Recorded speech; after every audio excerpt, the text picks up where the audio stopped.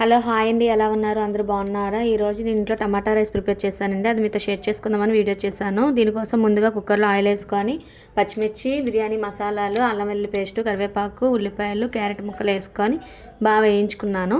అవి బాగా ఎగిపోయాక ఒక 3 టమాటాలు చిన్న ముక్కలుగా కట్ చేసుకొని అందులో వేసుకొని బాగా వేయించుకున్నానండి.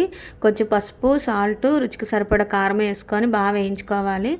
ఆయిల్ బయటకు వచ్చేంత వరకు టమాటా ముక్కలు మగ్గిపోయినంత వరకు వేయించుకొని మనం ఎంతైతే రైస్ చేయాలనుకుంటున్నామో అన్ని బియ్యం, 1 గ్లాస్ బియ్యం వేసుకొని బియ్యం కూడా బాగా ఆయిల్లో ఫ్రై అవ్వాలండి. అప్పుడే టేస్ట్ బాగుంటుంది.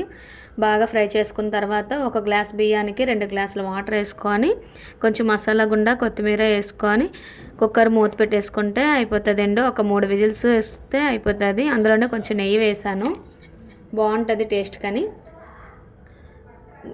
ఒక 3 విజిల్స్ వచ్చాక స్టవ్ ఆఫ్ చేసుకొని కుక్కర్ మూత తీసుకుంటే రైస్ ప్రిపేర్ అయిపోయినట్టే. చూసారా, పొడి పొడిగా చాలా బాగుంది. ఇది ఈరోజు వీడియో. నా వీడియో మీకు నచ్చితే నా ఛానల్ సబ్స్క్రైబ్ చేసుకోండి. బాయ్.